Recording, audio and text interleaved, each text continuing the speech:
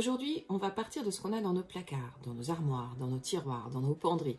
On va partir des vêtements gris et des vêtements noirs. Un peu comme moi aujourd'hui, je suis dans les bonnes couleurs.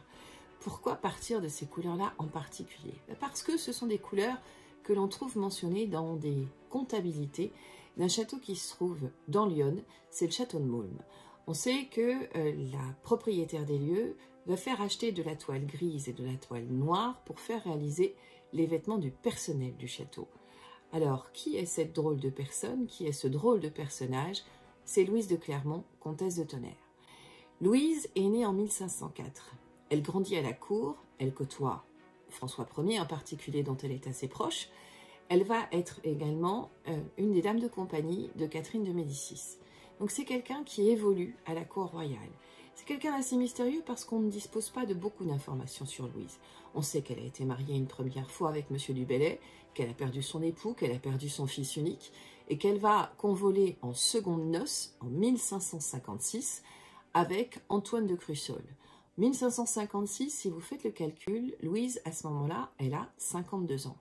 Et son tout jeune époux, parce qu'il est tout jeune, il n'a que 28 ans. Et c'est avec Antoine que quelques années plus tard, Louise va faire construire un château sur ses terres du Tonnerrois, à quelques kilomètres de Tonnerre, à Cruzy-le-Châtel très exactement. Elle va faire construire le château de Maulne. Qu'est-ce que ce château a de particulier par rapport aux autres châteaux?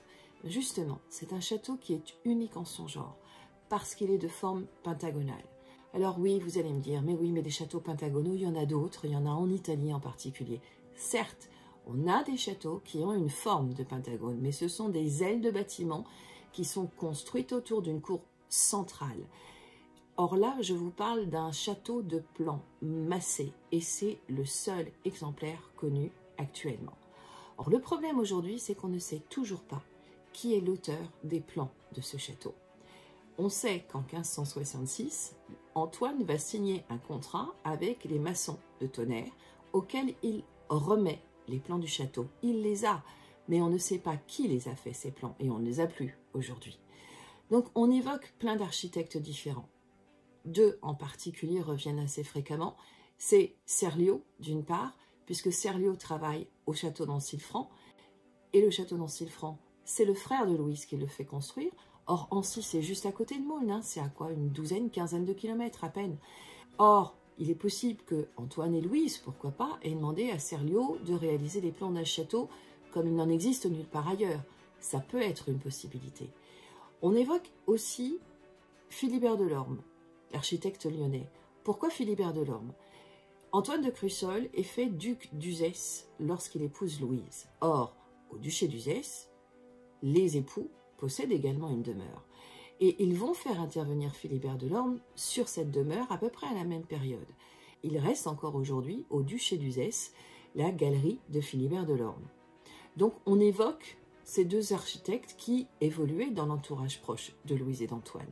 Mais on ne saura sans doute jamais qui est l'auteur des plans de ce château. De plus, on a une circulation qui est assez étrange dans ce château. Le vestibule d'accueil, c'est un lieu qui est relativement sombre. Ensuite, on emprunte un escalier et on tourne comme ça à l'intérieur du château alors qu'on évolue dans une forme de pentagone et à aucun moment on a l'impression d'être dans un pentagone. De toute façon, même quand on est à l'extérieur du château, il est impossible pour nos yeux de réaliser qu'on a en face de soi un pentagone. On imagine un carré, tout bêtement. Il y a des pièces rectangulaires, il y en a certaines qui sont carrées, on en a qui sont triangulaires, on en a qui sont rondes. C'est un véritable labyrinthe, ce château. On ne sait même pas d'ailleurs si le projet a été mené à bien. Si on s'en réfère aux plans qui sont parvenus jusqu'à nous, qui ont été réalisés par Jacques Androuet du Cerceau dans les années 1570, donc à peu près au moment où le château a été construit, on ne sait même pas d'ailleurs si Androuet du Cerceau représente l'état de Maulne tel qu'il le voit ou s'il le représente tel qu'il serait une fois terminé.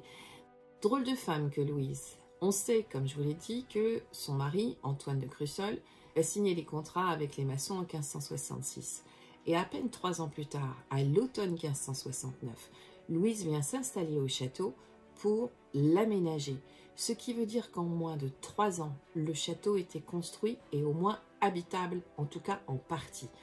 On sait qu'elle va faire acheter des tentures vertes pour mettre autour des lits, de la toile grise, de la toile noire, comme je vous le disais, pour faire les vêtements du personnel, des tapisseries qu'elle va faire acheter du côté de Châtillon-sur-Seine.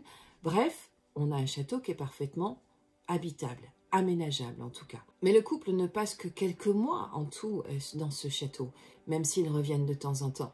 Et lorsqu'en 1573, Antoine de Crussol décède des suites d'une blessure, eh bien Louise ne reviendra quasiment plus jamais au château de Maulnes, à part pour régler quelques affaires courantes, comme dans les années 1590, après la tempête qui avait fait beaucoup de dégâts sur le château de Tenlay et sur celui d'Ancilfranc. A priori, la tempête avait aussi fait des dégâts sur Maulnes, puisqu'elle est venue donner ses ordres aux ouvriers pour faire procéder aux réparations.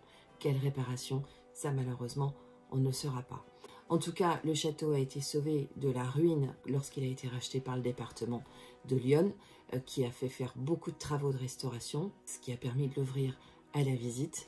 Et le département l'a confié en gestion maintenant à un organisme privé. Quand vous prendrez la route des vacances, n'hésitez pas à faire un petit détour en passant par Tonnerre pour aller voir le château de Maulnes. Franchement, c'est un château qui vaut le détour. Je vous rappelle, il est unique en son genre, il n'y en a pas deux comme celui-là. En attendant, portez-vous bien.